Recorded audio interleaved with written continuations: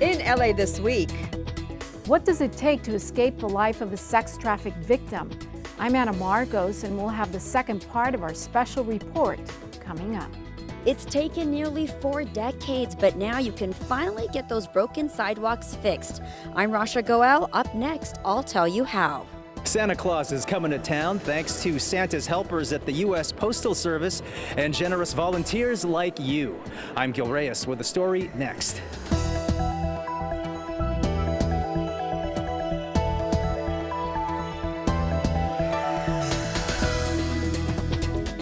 Hello and welcome to LA This Week. Thanks for joining us. I'm Yana Kay.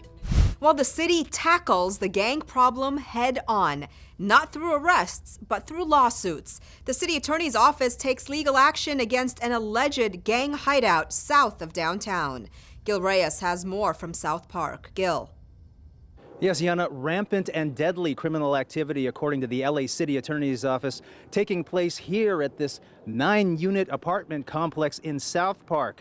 Basically, authorities telling the property owner to clean up the place or risk being shut down. A wave of shootings, robberies, and assaults over a span of several years. One of the most recent incidents erupted in May.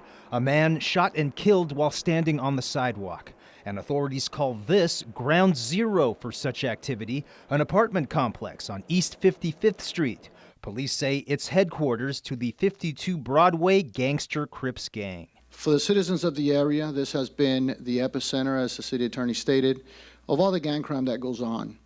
And we have been able to make hundreds of arrests. However, what we've discovered over the years, we cannot arrest our way out of a problem. So the city attorney's office takes the fight to the next level by filing a lawsuit against the site's owner. Gregory White Jr. is now urged to take steps to prevent crime on his property, like adding new video surveillance, improved lighting, and licensed security guards. To have the owner reside at the building until the nuisance at the property is abated, and to generally hold the owner accountable. Failure to comply means the apartment complex, next to a popular park and within walking distance of several schools, could be shut down. Since 2013, the city attorney's office has filed 44 similar lawsuits and obtained 56 injunctions requiring property improvements at alleged crime hotspots. Authorities have shut down 6 of those properties so far. In South Park, I'm Gil Reyes for LA This Week. Plans are to turn some of those properties shut down by the city into much-needed housing for the homeless. Well, last week we introduced you to sex trafficking and prostitution in the Valley, how police are now going after the traffickers and giving prostitutes a chance to change their lives. Now we share the story of one sex-trafficked victim and how she got out. Anna Marcos brings us the second part of a special report.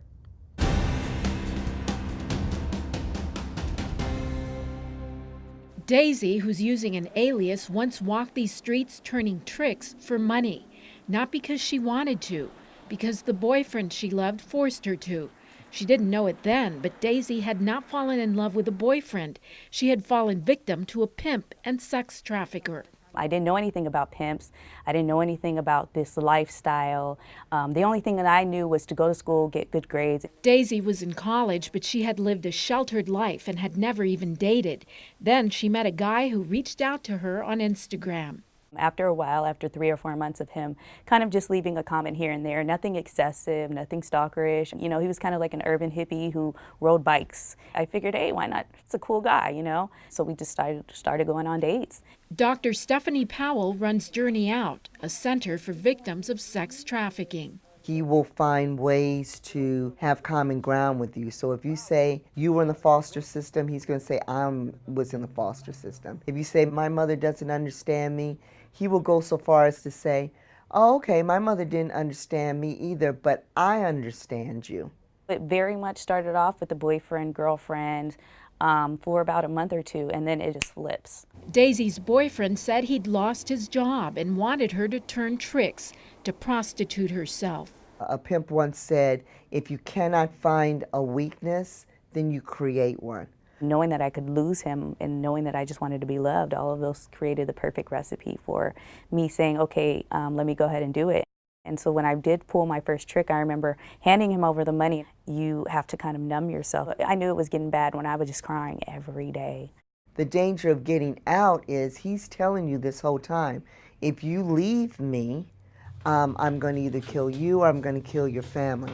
I remember one time he came and jumped on the second, I lived on the second floor, jumped on it, got into my apartment, jumped on the second floor balcony, broke down my door with his bare body. It had been locked and everything.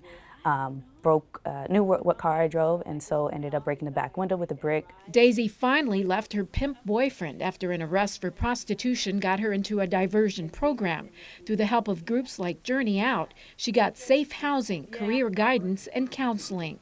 But her story highlights how easy it can be for a young woman, any young woman, to fall victim to a sex trafficker. So often people would say, well, that would never happen to me, or that would never happen to my daughter. So the average entry age for human trafficking is between the ages of 12 and 14 years old. Lieutenant Mark Evans of the LAPD makes it his business to know how these predators manipulate their victims as he chases them down in the streets. The reason they move from location to location is so that they can help prevent the girls from developing relationships, developing mentors, developing friendships that they could go to help them escape. He renames them. So your name could have been Stephanie, but now your name is Chocolate. So for some of them, they start to identify more with chocolate. Daisy was lucky. She reclaimed her identity. She now teaches empowerment groups and serves as a mentor to other sex trafficking survivors. I can see every day the work that I'm doing and how it matters. They can create such a beautiful, beautiful, amazing life for themselves every day that they could just be happy because they had that choice. And I want to give women those choices. It may take some victims years to get out of the life. It may take them 6 or 7 false starts, but 66% of those who make it through this program never return to sex trafficking again. Instead of arresting the women, law enforcement officers now send those who want it to diversion programs that give them a fresh start. Some cases are harder than others. A girl that's been in from age 13, now she's 23. And she has a long arrest record. And she has her pimp's name tattooed all over her face. As much as she wants to get out and will get out, it takes a long time.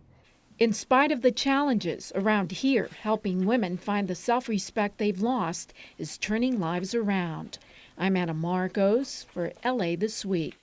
The Journey Out Drop-In Center serves about 250 sex-trafficked victims a year to get out of the life, and all services are free. For more information, visit journeyout.org.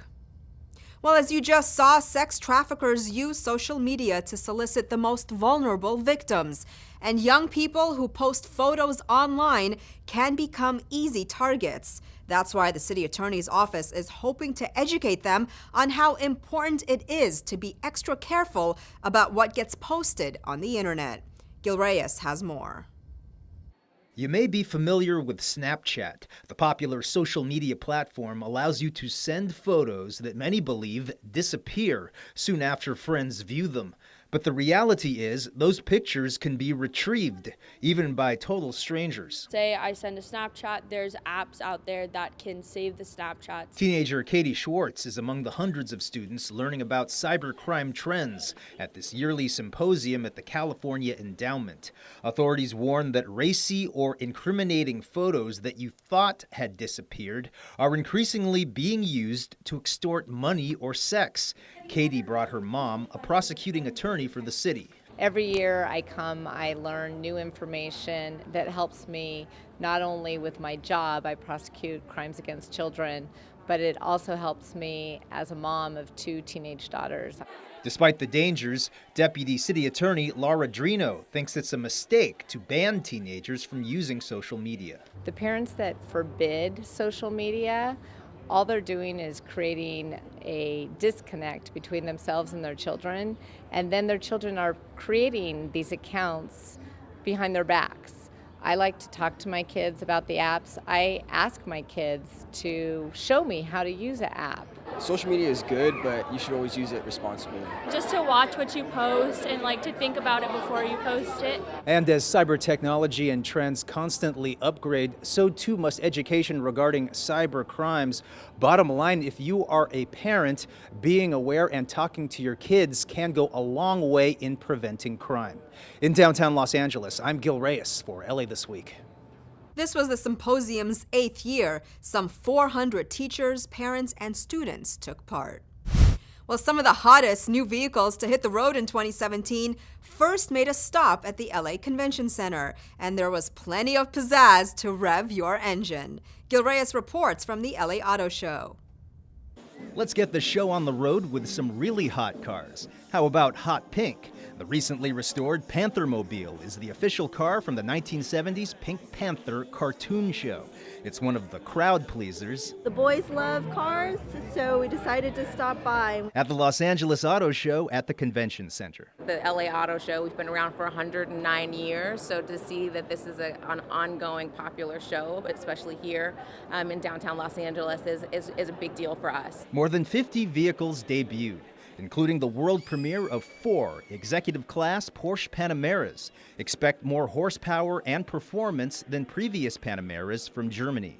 We sell about just under one quarter of all of our cars in the United States and California, and LA is also a very strong sales region, so it means a lot for us to be well represented here. Also unveiled for the first time in this or any other galaxy, limited edition Nissan Rogue One SUVs. Only 5,400 were built as promotions for the newest Star Wars movie. For practical driving, industry experts say fuel-efficient SUVs are in, luxury sedans are out. Mercedes, Chevrolet, Volvo, and Nissan also saw world premieres in Los Angeles, and one space was even reserved for something totally unexpected, the Irby, a lightweight folding electric scooter. The Irby helps people take public transportation who currently live perhaps a mile, 2 miles, or even 3 miles from the closest MTA or Metrolink stop. The Irby is approved to go on the MTA and the Metrolink, so we're really proud to be helping people take public transportation and save time and money getting to and from places. The Irby tops out at 15 miles per hour and can go 20 miles on a single charge. So what will the near future hold for the LA Auto Show? Autonomous vehicles, maybe? Industry experts have the wheels turning. At the LA Auto Show, I'm Gil Reyes for LA This Week. Now, this year's auto show also saw the return of the Ride and Drive event. Fans were allowed to take test drives of nearly 100 brands of cars. Well, after 4 decades, a plan has finally been cemented into place to help fix LA's crumbling sidewalks. Rasha Goel has more. The sidewalk is unsightly, and it has to be done sometime. It is dangerous for some people. Vaughn Armstrong, a 33-year resident of the Silver Lake neighborhood, is among the many Angelinos who was happy to hear about the city's new program. City officials recently launched Safe Sidewalks LA, a new $1.4 billion plan to fix the city's buckled and broken sidewalks over the next 30 years. One of our principal goals here is to ensure accessibility. So where there have been complaints regarding accessibility by our senior and disabled community, we're mapping that right now throughout the city. So where those complaints have been, where they've been heaviest, those will be priority areas. Angelinos can report their problems on sidewalks.lacity.org or by calling 311. I would urge everyone to do that, because by having that kind of public participation, our departments will be in a better position to be able to prioritize where you can get the most repair and the most impact early on in the program. For those Angelinos who are in a hurry to repair their sidewalks and are willing to pay for it, they are eligible for a rebate program in which they can earn up to $2,000 for a residential lot or $4,000 for a commercial lot. Now, this rebate program will be available for 3 years. Once they inspect the damage, they'll give an estimate of what the rebate would be based on 50% of what the city's cost to repair it would be. And many times that rebate may be enough or nearly enough to do the entire job by a private contractor. The program is up and running right now, so if there's something you need to report, Safe Sidewalks LA is just a click away as the city begins making repairs on the most damaged sidewalks. In Los Angeles, I'm Rasha Goel for LA This Week. Again, the website to report any sidewalk issues is sidewalks.lacity.org. Well, managing your money and planning for the future can be challenging, but the City of LA is helping answer your money questions and offer some valuable advice. Now that I'm actually starting to make more money than I did as a student, I thought it was a really good investment in myself to come out and learn as much as I can. Katie Robertstead is looking toward her financial future and came to the Central Library for Financial Planning Day, the kickoff for a citywide effort to better educate residents on what it takes to make wise financial decisions. Often cases the public has never had an opportunity to meet with a financial planner. There's no strings attached, there's no selling, there's no giving out of business cards. This is pure financial, answering financial questions. Attendees were given the chance to meet one-on-one with certified financial planners and receive free, personalized advice. He gave us some pretty good advice about, just how to keep our expenses down and how much that we should be saving for a house, how much the down payment should be and things like that. The workshop also included seminars and a chance to connect with organizations specializing in topics from buying credit, retirement planning, and credit card debt. Most Americans are somewhere between $500 and $799. So you want to be over on this side. So we're going to let you know how you're going to do that. This is only the first of a series of city-sponsored workshops. It joins with an ongoing effort of the Los Angeles Public Library to empower residents with information and skills to create a more prosperous future. Well, you can find out more about the financial planning program by going to lacontroller.org/ready. Well, why not add a little classical music to the holiday mix? Well, that's just what happened at the Midnight Mission as homeless residents got treated to an earful of music. Anna Marcos was there. This guy with his stylish hat would be right at home at the opera, except this symphonic experience is no opera. It's a musical event meant for homeless residents at Skid Row's Midnight Mission. This is great music. I tell you, every time I listen to classical music, it reminds me of the fall or the winter time, and it's just music to the soul. It speaks, especially during these holidays coming up. I love it. And the classical virtuosos providing this music to the soul are members of the USC Thornton School of Music. I'd like to take the opportunity to really share some of this music that really means so much to each of us and that we've kind of devoted our lives to. They've been extremely interested and excited to play for a population of people that they don't normally ever get to see. The passion certainly shows in these chamber ensemble musicians.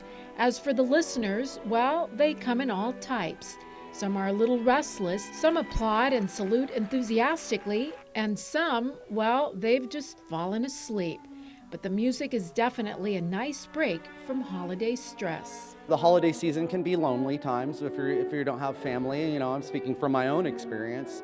And I know that reaching out and knowing that there's a community here that folks can come and sit down and listen to a little music and just take them away from the mundane, and it can just be a little bit nicer to know that we're here. These guys are getting quite an artistic sampling: solos, quartets, quintets, even some avant-garde performance art. I will be playing like some solo piece by Stockhausen, which is very modern music, new music, and very theatrical, because it's a lot about facial expressions and emotions that are just more blunt. Yeah, it just links directly to something more deep and more real. Because a little music added to the holiday routine seems to do a body good. I'm Anna Marcos for LA This Week. The Midnight Mission puts on musical events for residents several times a month. Well, with Christmas almost here, kids nationwide have sent letters to Santa, hoping for something special under the tree this year. The U.S. Postal Service is helping to make those dreams come true, thanks to some real-life Santa's helpers. Gil Reyes shows us. So this letter is from Sylvia, and she says to Dear Father Christmas, here is my wish list. I really want a pair of Ugg boots size 5. The United States Postal Service receives some 30,000 letters addressed to Santa Claus every year, and thousands of them are actually answered through Operation Santa. This started, if you can believe it, over 100 years ago. 1912 we started Operation Santa, and it's held strong because there's such a charitable feeling in the community. Postal employees and volunteers read the letters and choose which ones they're able to answer, oftentimes with gifts or gift cards. Many of the notes come from children in need. Some where their parents one parent has just passed away, some of them being raised by their grandmother doesn't have a job. It shows me how fortunate I am, so I just want to pass that on to maybe another kid or someone that's less fortunate than myself. One volunteer, Patrick Reynolds, is the grandson of tobacco company founder R.J. Reynolds, now an anti-smoking activist following his father's death from lung cancer. Reynolds adopts letters every year. He even founded a website, beanelf.org, which lists Operation Santa volunteer centers nationwide. I want to give back, and I want to take care of people less fortunate than myself. And these letters are powerful and moving. This one says, Dear Santa, this Christmas is going to be very sad because my dad is going to lose his job. He's not going to be able to buy us things because there's going to be no money. And people out there can make a difference by coming down here, adopting a letter. Now, it's impossible to read every single letter. That's where you come in. Volunteers are needed to read letters and grant wishes, and you can do that here at the main post office's processing center every Tuesday and Thursday through December 15th. In South Los Angeles, I'm Gil Reyes for LA This Week. Help grant a child's wish this Christmas. Adopt a letter by stopping by the U.S. Postal District office. That's at 7001 South Central Avenue, Tuesdays and Thursdays through December 15th. Well, a discontinued but popular form of transportation in downtown LA is one step closer to becoming a reality. The holidays are in full swing as folks ice skate to the beat and celebrate the season with song and tradition. All this in City Beat.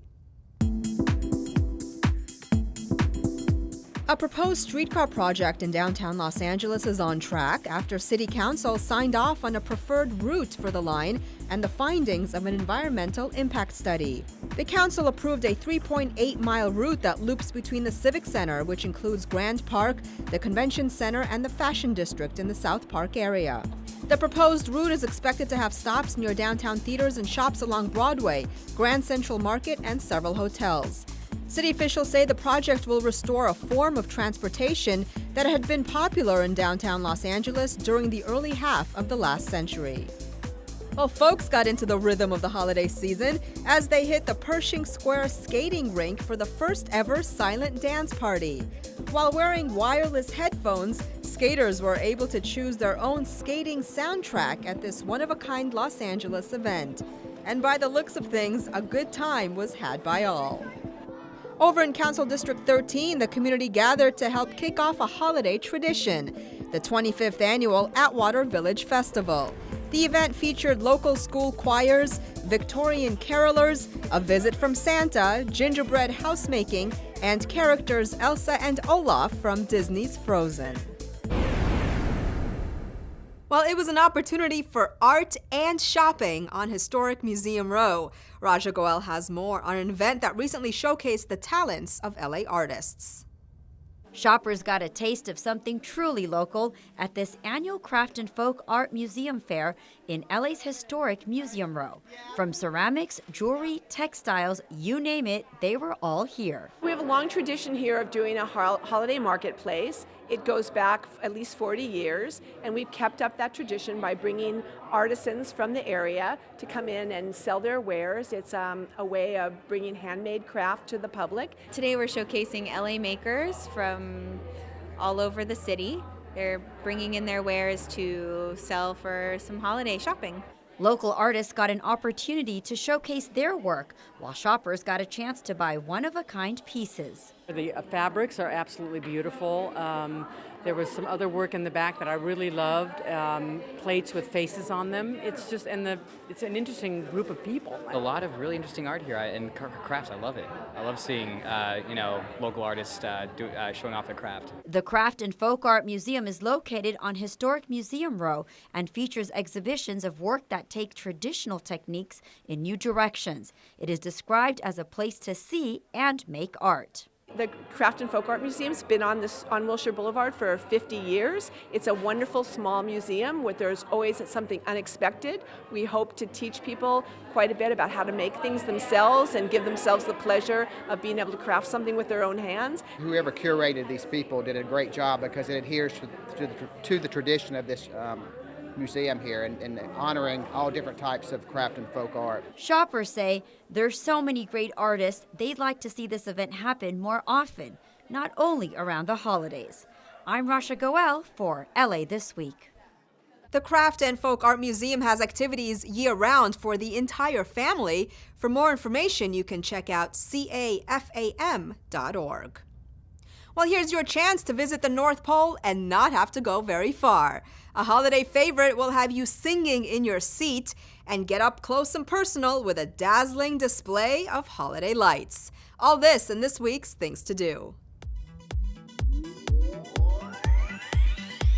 Stroll through an illuminated North Pole village in front of the historic Battleship Iowa and take advantage of all the holiday excitement. Presented by the Battleship Iowa and Council District 15, enjoy a special evening interactive tour through the decked halls.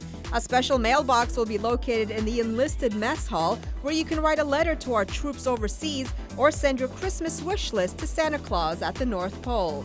Food will be available from local food trucks, plus other treats. Santa Claus will be available for pictures and Christmas wishes too. Catch all the fun on December 23rd, 30th, and 31st at the Battleship USS Iowa. The beloved TV classic Rudolph the Red-Nosed Reindeer soars off the screen and onto the stage this holiday season. Come see all of your favorite characters from the special, including Santa and Mrs. Claus, Hermie the Elf, the Abdominal Snow Monster, Clarice, Yukon Cornelius, and of course Rudolph, as they come to life in Rudolph the Red-Nosed Reindeer, the musical. It's an adventure that teaches us that what makes you different can be what makes you special. Don't miss this wonderful holiday tradition that speaks to the misfits in all of us. See all the magic on December 23rd and 24th at the Dolby Theater in Hollywood. For more, visit dolbytheater.com. The Valley's version of Candy Cane Lane can be enjoyed from the comfort of your car. But be prepared for traffic as hundreds of residents descend upon the enchanted Village of Lights. The group of homeowners on the 4 streets bordered by Oxnard, Martha, Corbin, and Winnetka collectively outdo themselves every year, and cars are drawn like kids to Santa. Visitors are encouraged to dim headlights on the 8-block stretch so that everyone can enjoy the lights. Brace yourself for slow-moving traffic, so slow in fact that most cars end up with kids poking their heads through the sunroofs, waving at each other with holiday cheer. The lights can generally be enjoyed through New Year's Eve. And that's a look at some things to do. Well, that's going to do it for this edition. I'm Yana Kane from all of us here at LA This Week. Thanks for joining us. A reminder that you can catch us online at lacitybea.org. You can also follow and like us on Facebook. We'll see you back here next week for more of LA This Week.